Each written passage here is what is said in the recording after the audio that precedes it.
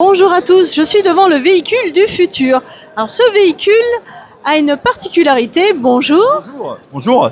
il a un drone sur le toit, c'est ça? Exactement. Il a un drone sur le toit. Plus généralement, ce véhicule fait partie de Vision for Rescue. Et le but, c'est de mettre des technologies au service des secours.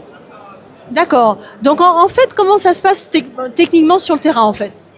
Alors, sur le terrain aujourd'hui, enfin en tout cas nous dans notre système, ce qu'on fait sur le terrain, c'est que on permet aux pompiers en quelques clics, en quelques interactions, de venir lancer un drone qui lui permettra de faire de la reconnaissance, voilà, d'extraire des informations qui lui seront utiles. D'accord, alors j'ai vu des écrans à l'arrière, on peut aller voir. Donc à l'arrière du véhicule, hop, voilà. Nous avons donc des écrans, ils servent à quoi? Alors, ici, vous retrouvez finalement tout le poste de commandement du secours. Du secours. Donc, je ne sais pas si vous voyez sur les écrans, mais vous retrouvez à la fois une cartographie qui permet aux pompiers d'avoir toutes les informations de l'opération en cours, mais aussi toutes les informations et toutes les images qui remontent du drone et qui lui permettent de le contrôler. Donc ça peut permettre d'analyser en temps réel l'évolution du feu et ça tient compte peut-être également des données météo, le vent. Tout à fait, en fait, on vient analyser le flux vidéo qui revient et en les couplant et les croisant avec les données météo, les données satellites, ça nous permet de construire une vision opérationnelle qui soit fiable et qui peut ensuite être utilisée par les secours pour mieux réagir. D'accord, et je pense que c'est un système d'intelligence artificielle. Est-ce qu'il tient compte également, on va dire, des types de végétaux? Alors, le système,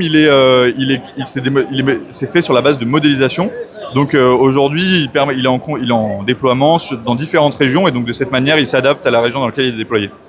Donc par exemple, si dans le sud de la France, il y a beaucoup de pins, donc on va tenir compte du fait que les pins explosent quand il y a des incendies et donc il y a des envois assez loin de petites braises. Alors, il y a justement, on travaille sur ce sujet avec les équipes de Thales. Ils ont un certain nombre de modèles de prédiction et de propagation qui permettent d'identifier, justement lorsqu'on a identifié un départ de feu, de comprendre quelle va être sa propagation, que ce soit en termes du feu en lui-même, mais aussi de tous ces polluants et éléments qu'il pourra émettre. D'accord, donc si j'ai bien compris, en bref, on vous appelle sur un incendie dans le Var, vous arrivez sur zone et vous lancez votre drone. Exactement. Et donc le drone va survoler la zone et il va donc vous donner toute une série de chiffrages et de données qui vont vous permettre d'attaquer le feu dans les meilleures conditions.